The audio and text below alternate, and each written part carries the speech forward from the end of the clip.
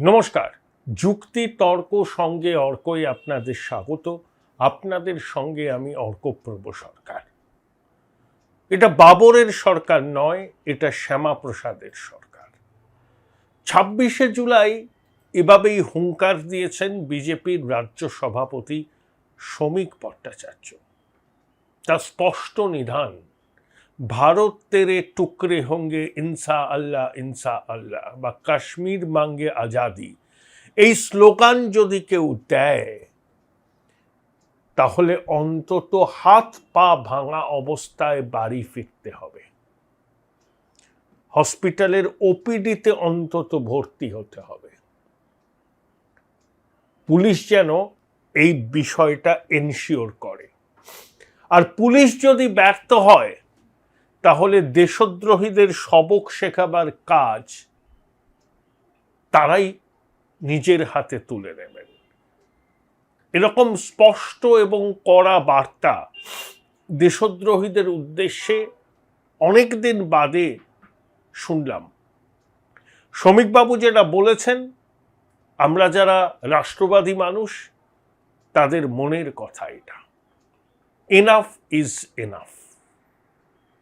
বহুদিন ধরে এই বাঁদরামি চলছে, ভারত তেরে টুকরে হোঙ্গে ইনসা আল্লাহ। ভারতকে যারা টুকরো করার দিবাস্বপ্ন দেখে তাদের পরিণতি যে খুব খারাপ হবে সেটা দ্বর্থহীনভাবে জানিয়ে দিয়েছেন শ্রমিকবাবু। প্রসঙ্গটা হচ্ছে নিটের অব্যবস্থার বিরুদ্ধে ছাত্রদের আন্দোলন, মহামিছিল। খুব ভালো কথা, হতেই পারে, কোনো অসুবিধা নেই।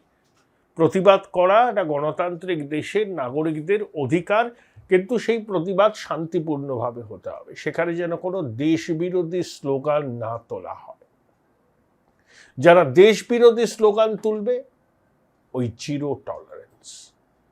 শুভেন্দুবাবু বিধানসভায় দাঁড়িয়ে কটা নাম বলেছেন, আফরোজ, নাহিদ, জামাল, কোথা থেকে এসেছে সেটাও বলেছেন। আকরা, মেটিয়াবুরুজ, খিদিরপুর, রাজাবাজার, রাজারহাট থেকে। কারা এনেছে? নির্বাচনে পরাজিতরা। অর্থাৎ গণতান্ত্রিক আন্দোলনের মধ্যে দুষ্কৃতীরা ঢুকে গিয়ে নিরীহ সাংবাদিকদের পিটিয়েছে, মহিলাদের দিকে কু ইঙ্গিত করেছে। এমন শাস্তি দেয়া হবে তিন পুরুষও ভুলবে না, স্পষ্ট জানিয়ে দিয়েছেন মুখ্যমন্ত্রী। আপনাদের স্বনির্বন্ধ অনুরোধ, চ্যানেল সাবস্ক্রাইব করবেন, থ্যাঙ্কস বাটনে ক্লিক করতে ভুলবেন না। দেখুন, বিধানসভায় ২৫শে জুলাই দাঁড়িয়ে শুভেন্দুবাবু সরাসরি বলেছেন যে ভাইপো চিটিংবাজ, ভাইপোর পালাবার পথ নেই, সব পথ বন্ধ।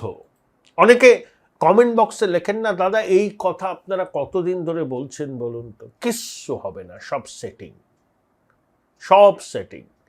শুভেন্দুবাবু বলেছেন সহযোগী সহ মূল মাথা ভাইপোকে ধরা হবে এবং ভাইপো চট করে বেরোবে না।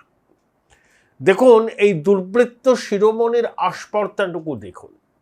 নির্মম মহিলার আশ্রয়ে প্রশ্রয়ে, আবার ঘুরিয়ে নির্মম মহিলাকে চ্যালেঞ্জ করার জন্য সেবাশ্রয় নামে একটা দুর্নীতির প্রকল্প ফেঁদেছিলেন। পৈলান গ্রুপের একটা রিসোর্টে ২ মাস ব্যাপী ঘর ভাড়া নিয়েছিলেন। চিকিৎসক, দুর্বৃত্তের আত্মসহায়ক আর এক দুর্বৃত্ত সুমিত রায় পালিয়ে বেড়াচ্ছে। পাঞ্জাব সীমান্তে এসটিএফটাকে ধরে ফেলেছিল, কোনো রকমে পালিয়ে গেছে।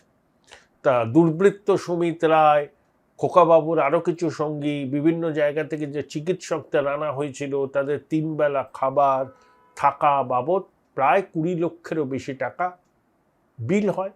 একটি পয়সাও দেয়নি। বরং বিষ্ণুপুরের বিধায়ক দিলীপ মণ্ডল হুমকি দিয়েছিলেন পয়সা চাইলে ভাঙচুর করা হবে। প্রোটেকশন মানি হিসাবে আরো ৩০ লক্ষ টাকা আদায় করেছিলেন। ভাবছেন এটাই হচ্ছে ডায়মন্ড হারবার মডেল? ওই পিসিমণির মদতে, প্রশ্রয়ে কিছু অনুপ্রাণিত পুলিশ কর্তার সক্রিয় সহযোগিতায় এই কাজগুলো হয়েছে। এতে তো হিমশৈলের চূড়ো। এক্সপায়ারি ডেট পেরিয়ে যাওয়া ওষুধ থেকে শুরু করে সরকারি হসপিটাল থেকে আলট্রাসোনোগ্রাফির মেশিন, এক্স রে মেশিন তুলে এনেছিল দুর্বৃত্ত। লক্ষ্য কি?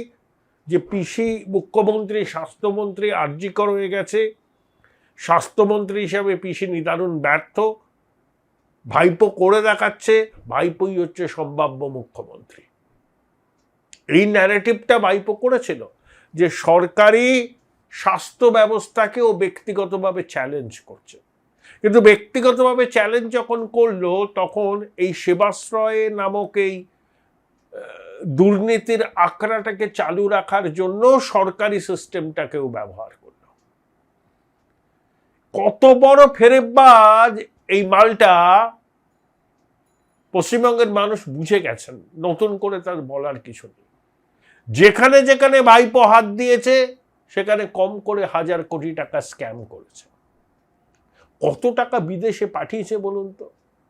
সোনা বৌমার মাধ্যমে, শালিকার মাধ্যমে, দুবাই, কেমান আইল্যান্ড, বিদেশি বান্ধবীদের অ্যাকাউন্ট ভাড়া নিয়ে সেখানে চুরির টাকা পাঠিয়েছে।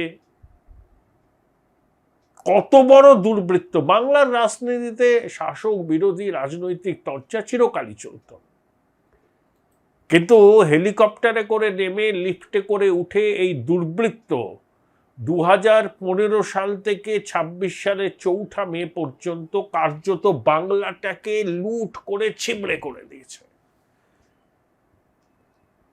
সেই ভাইপো এক্স হ্যান্ডেলে পোস্ট করছে, নিটের আন্দোলনের পক্ষে কেন সমাজের বিশিষ্ট জনেরা মুখ খোলেননি। কে পোস্ট করছে? বাংলার ডাকাত। তার পিসিমণির আমলে রাজ্যের শিক্ষাক্ষেত্রটা কি অবস্থায় দাঁড়িয়েছিল? 26,000 চাকরি বাতিল হয়েছিল সুপ্রিম কোর্টের নির্দেশে। প্রাথমিকে শিক্ষক নিয়োগে দুর্নীতি, একটা মাঠের মধ্যে বিশ্ববিদ্যালয় তৈরি, যেখানে হাত দিয়েছে college service commission, school service commission, প্রাথমিক নিয়োগ, সব জায়গা থেকে মাল তুলেছে। আর সেই ডাকাত রানীর ফেরেববাজ ভাইপো সমাজ মাধ্যমে লিখছে যে নিটের অব্যবস্থার প্রতিবাদে যন্তর মন্তরে ছাত্রদের আন্দোলনে সমর্থন করে কেন বুদ্ধিজীবীরা সেভাবে সরব হননি। সেলিব্রিটিদের তো সেলিব্রিটি বানিয়েছে সাধারণ মানুষ, এই জেনজি। তা জেনজি যখন ন্যায্য দাবি নিয়ে আন্দোলন করছে, তখন সেলিব্রিটিরা ভয়ে, নাকি নিরাপত্তার জন্য, নাকি অন্য কোনো কারণে নীরবতা অবলম্বন করেছেন? প্রশ্ন তুলছেন কে? ফেরেববাজ। কোনো নৈতিক অধিকার আছে? এই জন্য বলে দুর্বৃত্ত শিরোমণি, কারণ ওর কোনো লাজ লজ্জা নেই। এখনো চমকাচ্ছে লোকে, 31-এ বুঝে নেবে। কি বুঝবি তুই? বাংলাটাকে ছিবড়ে করে দিয়ে এখন বুঝে নেব, আবার ধমকানি, আবার চমকানি। কোনো দিন তোলামূল ফিরবে না। আর ভাইপো যদি 2029-এ ডায়মন্ড হারবারে দাঁড়ায়, জামানত থাকবে না। লুট করে ভোটে জিতেছে, ফলাফল দেখেছেন তো? ফলতাতে যেই ভোট হলো, নোটার থেকে কম ভোট পেল তোলামূল। শাহজাহান, জাহাঙ্গীর, কাইজার, মুদাস্সার, শওকত সব দুর্বৃত্তদের নিয়ে বাহিনী তৈরি করে ভোট লুট করত। এখন বড় বড় কথা। আমার কমেন্ট বক্সে বহু মানুষ লেখেন, পাবলিক ডোমেনেও আলোচনা চলছে, কবে ভাইপো জেলে যাবে, কবে ভাইপো। শুভেন্দুবাবু পরিষ্কার বলে দিয়েছেন ভাইপো জেলে যাবে এবং চট করে বেরোবে না। সমস্ত তথ্য প্রমাণ একজোট করা হচ্ছে, আদালত গ্রাহ্য তথ্য প্রমাণ, যে কোনো দিন অভিযান হবে। এবং বলেও দিয়েছেন it is time for an action. বিধানসভায় দাঁড়িয়ে রাজ্যের মুখ্যমন্ত্রী বলেছেন, এর থেকে বড় কিছু তার হতে পারে না। আইনসভায় দাঁড়িয়ে বলেছেন, পাবলিক মিটিংয়ে নয়। তাই তার বক্তব্যের গুরুত্ব অপরিসীম। ক্যামাক স্ট্রিটের পক্ষ থেকে, ভাইপোর পক্ষ থেকে কোনো প্রতিবাদ জানানো নেই। প্রতিবাদ জানাবে কি? চোর, ডাকাত।